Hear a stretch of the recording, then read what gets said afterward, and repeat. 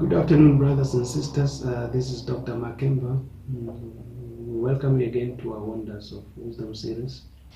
And we invite you to engage us on this platform. Today we are going to be looking at another interesting topic and subject matter. I trust it will be a blessing to you. We are going to be looking at parenting. We are going to be looking at some of the characters of what a good parent should be. So this kind of information and teaching is one that will go well with everybody. Be it if you are a parent already, you desire to become a parent one day, or even a grandparent and you are raising your grandchildren. So we are going to be looking at some concept matters regarding parenting. So we are going to be talking about how parents should talk to their children, how parents should talk to each other in front of their children, how a husband should relate to his wife in front of his daughter, and how a wife, or how should a wife relate to his husband in front of her son, and things that you should never say to your children, no matter how upset you are. Of course, we are going to be looking at some scriptures also from the Bible to help us conceptualize our concept in understanding a few things surrounding these few subheadings that I've just highlighted. First and foremost, I want us to look at how parents should talk to their children. There's a saying that boys end up getting married to their mothers and girls end up getting married to their fathers. Basically, what that means is that inevitably so, as a young man, you grow up at home, you observe mommy, you see how mommy does things. Mommy becomes your hero, So when you grow up as a man, now you are ready to start your own family, somehow you'll be looking for mommy in that girl that you want to spend the rest of your life with. Unconsciously so. On the other hand, when a young lady grows up at home, she observes daddy does things and see how daddy does things. So daddy becomes her first love. So when she's now a bit of a older lady, she too will inevitably end up looking for daddy in the man she would want to spend the rest of her life with. So good parenting really has a lot to do with influencing the kind of children our children become, the kind of life they lead in their adult life. Now let's talk about how should one talk to their children. As a mother, for instance, or as a father, for instance, you should never say negative things to your children, no matter how upset you are. Now let me just give an example, for instance, to sort of build our discussion. Let's just assume you are a father or a mother. You have a son, he's now a young adult, he's now just become a teenager. He's trying to discover the world around him. Maybe he's hanging around with the wrong crowd.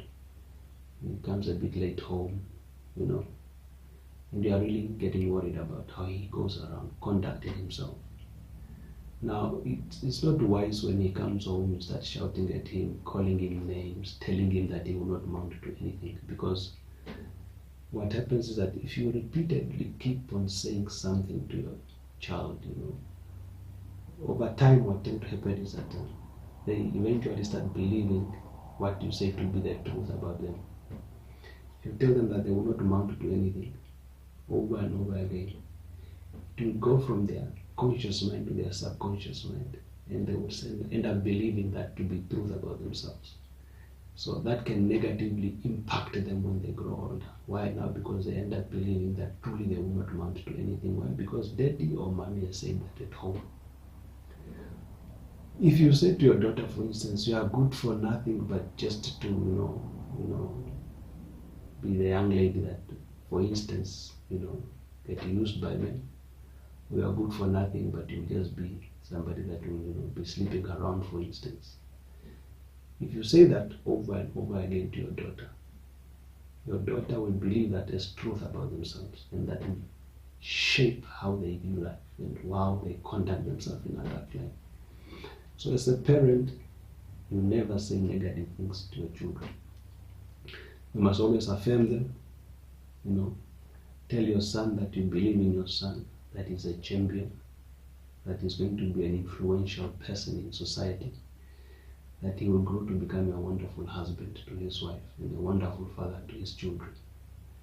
You keep telling your son that throughout his teenage life, his young adult life, by the time he's an adult and is ready to start a family, he will believe that to be truth about him, and he will become nothing more, nothing less but just your words.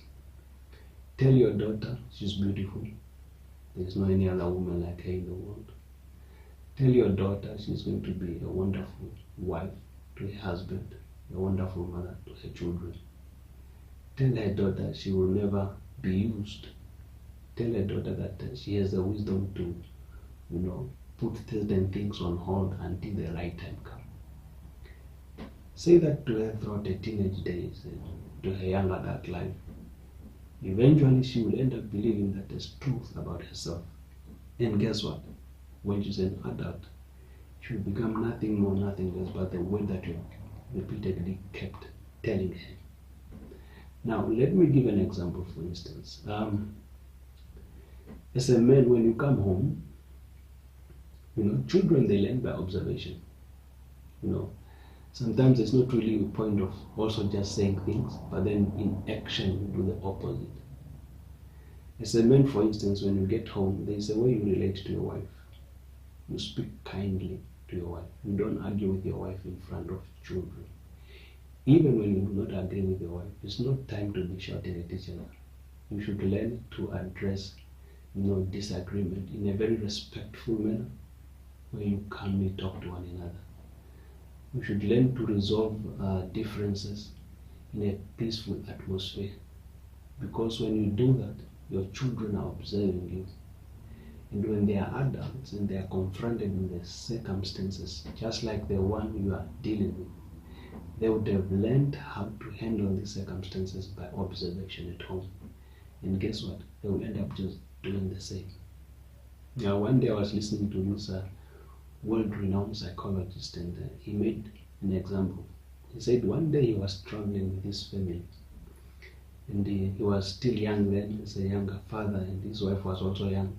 So they had a son and a daughter, and the son was a teenager, and of course you know how son we can be sometimes. We like to argue with our mothers. So while they are now connecting, driving to the next city, so the son was being a little bit unruly in the back seat. So his wife tried to calm him down and say, "Son, please just sit still." So then the son retaliated, to the mother. So this young psychologist, out of desire to be a good father, he pulled off, he opened the door, he told his son to get out of the car. And he talked to his son and he said to his son, "Son, you must never speak to my wife like that again." If you look at what this man has done right there, already he's teaching his son to stand up for his wife one day. And he's also teaching his son to respect the mother, but not only out of the mother merely being the mother to him, but to say, "This is my father's husband and I have to respect her because this is somebody else's wife." So already this man has planted a powerful seed in his son's life right there. So this young man will grow up to become an adult, and one day he will have his family. And I can tell you, from that one incident, he will never allow anybody to take his wife for granted. Anybody that will try to harass, to fight, to disrespect his wife, he sure guaranteed to stand up for his wife. And that was an excellent lesson that he has just given to the son right there. Of course, children, they become a little bit unruly, they upset us sometimes. That is the nature of children, okay? We also did upset our parents when we were growing up. So when you find yourself extremely upset by anything either your daughter or your son did, or words they have spoken, as a parent, it's not time to retaliate with negativity. You must always be calm when you are talking to your children. Sit them down, ask them questions. Try to find out why they said what they said, or why they did what they did. And then of course you marry the two, and then of course you try to, help them see the flip side of the coin. Remember, there's always two sides to the coin. So always teach your children to observe alternatives. If they are confronted with a challenge, they must always see and look at both sides of the story before they jump to conclusion. Now, another concept I want us to look at is how parents should relate to each other in front of their children. Now, as a man, when you get home, for instance, from work, develop the habit of greeting your wife, give your wife a kiss in front of your children. That expression of love and showing affection to your wife in front of the children, it trains them up and it prepares them to be better adults in expressing affection one day. If your son never, has seen you hug mommy, for instance, he might grow up thinking that, it's right, you're not supposed to be hugging your wife, and he will not be able to express that love to his wife one day when he's an adult. And of course, for the ladies also, when your husband come home, ask him how his day was, take his laptop, take off his shoes, massage his feet. When your daughter sees you as a woman do that to daddy, guess what? You're only training her to do the same when she's now having a husband one day. When your husband come home and he's been working hard to put food on the table for the family, and you can see he's tired and he's hungry. As a woman, as a wife, go in the kitchen and prepare your husband a meal. Serve it to him. This is no time to start telling him, where the kitchen is. Go and make your own food. Because if you do that and your daughter is observing you, guess what? She will grow up thinking this is how a man should be treated, and guess what? She will end up treating her husband just the same way you are treating your own husband. And then, of course, I also wanted to just share something, with individuals that do not have children yet, especially in an African setting, particularly, in a black community. The very, key thing that I want you to understand is the name that you give to your children shapes the kind of character that they end up with. And you can do this research for yourself. And I know sometimes people give names to their children based on the circumstances that were happening at the time that the child is born. And sometimes if you look at the individuals' names, you will be shocked and ask yourself, how can a loving parent give such a name to their child? I've met individuals with all kinds of wonderful names. And even calling out the name, you will be like, my goodness, So if you are young and you don't have children yet, please don't be tempted to, give this insulting kind of names, cursing kind of name to your children. Because, the character of the name often plays out in the character of the person. And as your child grows older, they might just become the fruit of the very name that you have given them. We even see it in scripture in the Bible. You see the story of the sons of Isaac, which is Esau and Jacob. Now, Jacob is a Hebrew name that means supplanter. Because when they were born, he was holding on to his brother. So, and we read the story of how Jacob wrestled with an angel. And the angel asked Jacob, what is your name? And he said, I am Jacob. And the angel said, now from today on you are no longer Jacob, you will become Israel. The name Jacob means a planter, means a schemer. So Jacob was always scheming his way out of life. He deceived his brother Esau with a bowl of soup in order to steal the birthright of becoming firstborn. Something that, almost destroyed the relationship with the brother. He deceived his father to pronounce a blessing on him, thinking he was the firstborn. So we saw this name Jacob playing out in Jacob's character when he was a little bit older. But he had an encounter with an angel and he was renamed to Israel. And then out of that name, a nation Israel was born. So you have to be very careful, I've seen all kinds of names, and I've watched people grow up with these kind of names. And when they graduate into adult life, unfortunately they become nothing more, nothing less, but what their name says. I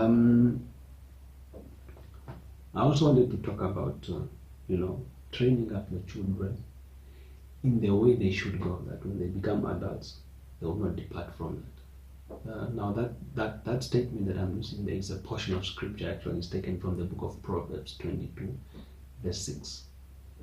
Very important. Don't take this for granted. You will be the only one that will live with the consequences of what your child becomes. If you leave the responsibility of shaping your child's character to the class teacher, to the television, to the friends at school, unfortunately, their character will be shaped by what you leave them to. But you as a parent will have to live with the consequences of that character. So please take time, make an inventory, make it a determination to say you're going to be part of your child's upbringing. You're going to love your children so much so that you will teach them the right thing, that when they become adults, you will only be the one reaping the fruit of having trained up your children very well. And we are also told that fathers, we must not provoke our children to anger. That is found in the book of Ephesians, chapter 6 and verse 4. So, as a father, for instance, when you are relating to your daughter, especially when she becomes a teenager, she undergoes all kinds of changes. Her menstrual cycles are beginning, her breasts are beginning to grow, and young men around her are starting to take interest. She'll have a little bit of an attitude about herself. Don't push her away. That is a time to love her, that's a time to protect her, that's a time to teach her the reality of what life is really all about. That's a time to prepare her to say that, look, this is just a season you're going through. You will grow and mature, you will get to understand yourself, you have a better understanding of who you are as you grow older. So that is actually a bit of a critical time, especially for young ladies. This is the time where a lot of our, sisters and daughters, their life just gets shattered, their life gets destroyed. They get exposed to all kinds of things, they start doing things that they are not supposed to do. And then when they are adults, they look back and they say, if I only had waited a bit longer. I personally, for instance, some of these things that I'm sharing with you, I wish I was taught these things when I was 15. It would have saved me a lot of painful experiences that I've had to go through as a young adult, for instance. So it's time for us, to take time and to, raise up our children very well. And it's time for us to, take parenting seriously. It's time for us to, invest in building stable families. Remember, the backbone of any society is a family, because it starts with a family, and then different families makes a society, and then a collection of a group of society will then translate into a city. And then different cities make up a nation. Now, if the building block of a nation, which is a family, is broken, guess what? We have a broken nation. So, and especially as men, we need to, get our game up. We need to start getting focused. We need to do the right thing. We need to lead our family in the right direction, and we need to love, and we need to nurture our family instead of breaking it down. I trust that we have learned a thing or two. We'll be coming back to you shortly, and thank you for once again engaging with us, and take care. This is Dr. Makemba saying, we love you, bless you, we'll see you soon.